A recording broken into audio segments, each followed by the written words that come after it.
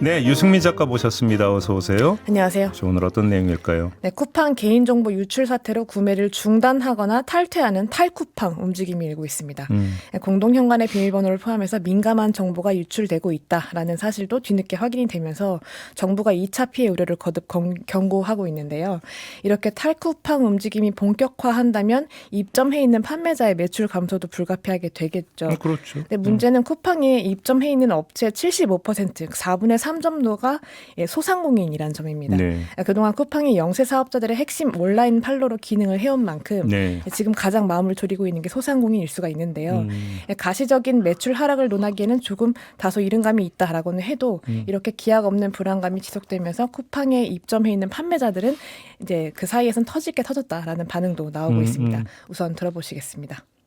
솔직하게 저는 쿠팡 쪽이 너무 그냥 독주를 한다 생각하고 있거든요. 매출의 거의 한 3분의 2가 쿠팡이에요. 그래서 항상 불안했어요. 네, 이렇게 매출이 이쪽 저쪽에서 고르게 나와줘야 되는데 이렇게 너무 집중되다 보니까 그쪽에서 이제 문제가 생기면 저희도 즉각적인 타격이 있잖아요. 그래서 항상 그런 걱정을 하고 있었고 또 쿠팡에서 많이 판매를 하고 있지만 조금 매출이 줄었으면 좋겠다라는 그런 생각도 갖고 있었던 게 사실입니다.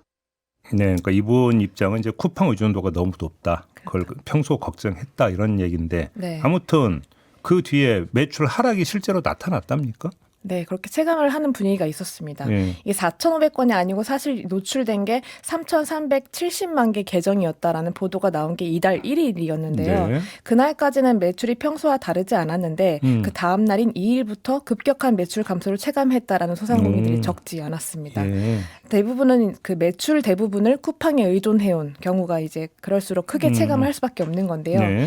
이게 쿠팡 판매 방식이 크게 세 가지가 있는데 로켓 배송은 쿠팡이 물건을 미리 발주를 해서 그 산 물건을 물류창고에 보관을 하고 직접 배송을 하는 방식입니다.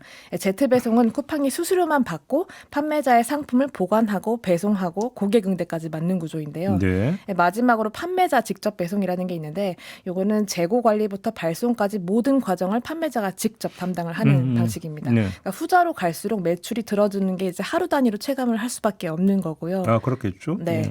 게다가 로켓 배송 같은 경우도 쿠팡이 항상 같은 물량을 안정적으로 주문을 하는 게 아니기 때문에 다음번 주문이 언제 들어올지 얼마나 들어올지에 대한 불안감도 커지고 있다는 거죠. 그래서 이제 그게 또 현실로 나타나고 있다. 네, 예. 맞습니다. 우선 그 쿠팡에 입점해 있는 생활용품 판매자 이야기부터 한번 들어보겠습니다. 그러니까 내가 어디서 물건을 팔고 싶다. 그래서 거기서 많이 팔 수 있는 구조가 아니에요. 현실적으로 소상공인들이 할 수 있는 방법은 없더라고요. 저도 이제 쿠팡이 매출이 크긴 큰데 쿠팡을 해야 돈이 되니까 쿠팡으로 갔는데 점점 안 좋아지는 시스템으로 가고 쿠팡을 팔게 되면은 딴 데는 다 포기해야 돼요, 원래는. 네. 그러니까 이게 다른 플랫폼을 당장 이용할 수 없는 이유이기도 한데요. 왜요? 쿠팡이 항상 최저가를 요구하는 구조라고 합니다. 그러니까 예를 들어서 냄비를 제가 10,000원에 판다고 했을 때 쿠팡에 그걸 입점을 하려면 수수료 40% 이건 다 다를 수가 있는데요. 40%를 떼고 6,000원에 납품을 해야 합니다. 물론 이제 제품마다 이제 수수료율은 다르다. 네. 예, 예. 근데 쿠팡이 그걸 10,000원에 판매를 해서 4,000원을 가져가게 되는 구조인데 그런데 같은 냄비를 또 다른 플랫폼에 이제 올려놨을 텐데요. 만약에 그 플랫폼에서 할인 행사를 합니다라고 하면서 10%를 할인을 했을 때 그 쿠팡이 자동으로 최저가에 맞춰서 가격을 다시 내려버리는 거죠. 쿠팡에서도 9,000원이 되어버리는 겁니다. 예. 근데 문제는 여기서부터 생기는 건데요. 가격이 내려가면 쿠팡이 가져가는 수수료도 줄어들게 되기 때문에 그 차액을 판매자한테 요구를 하는 구조가 발생한다고 합니다. 아, 그러니까 사고 30면 3,600원, 4,000원 가져가다가 3,600원을 가져가게 되니까 400원 내놔라. 네. 이렇게 된다라는 겁니까? 그 400원을 수수료를 더 내라라고 한다던가 오, 아니면 예. 공급가를 낮춰라라는 식으로 하는 건데요. 예. 여기에 응하지 않을 경우에는 사실상 판매자가 퇴출되는 그런 구조도 발생한다는 거죠. 노호. 결국 이렇게 최저가 경쟁이 벌어지는 순간 판매자는 그 차액까지 내 돈으로 떠안게 되는 그런 구조가 되는 겁니다. 근데 뭐 소비자는 이런 사정을 잘 모르잖아요, 사실. 저도 이번에 처음 알게 됐습니다.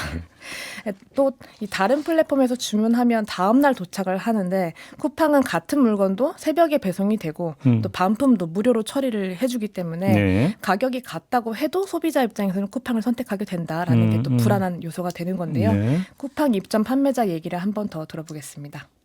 판매자 입장에서는 얼마 계좌 먹기로 무조건 줘야 돼요. 그동안 쌓아놓은 상품평도 있고 뭐 있기 때문에 이걸 없앨 수가 없거든요. 기존에 꾸준히 쿠팡을 판매했던 사람들은 이 탈출하기가 되게 힘든 거예요. 사무실 운영비랑 직원 월급도 주고 해야 되는데 이걸 다 포기하고서 새로 시작하는 거잖아요. 그러니까 이제 한번 이제 덫에 걸리고 나면은 빠져나오기 힘든 게 지금 1위 기업이잖아요. 그만큼 매출을 올릴 수 있는 데가 없어요, 현재는.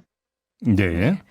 그러니까 사실 그 쿠팡 판매자도 소비자라고 다 얘기를 해왔는데요. 그러니까 매출 대부분을 이렇게 의존을 하고 있는 판매자들은 아무리 쿠팡이 괘씸하다고 해도 이 탈쿠팡 현상은 또 반갑지 않은 그런 아이러니한 현상이 발생할 수밖에 없는 쿠팡의 겁니다. 의존도가 너무 높으니까 뭐 매출 타격으로 가니까 그런 거겠죠. 그렇습니다. 예.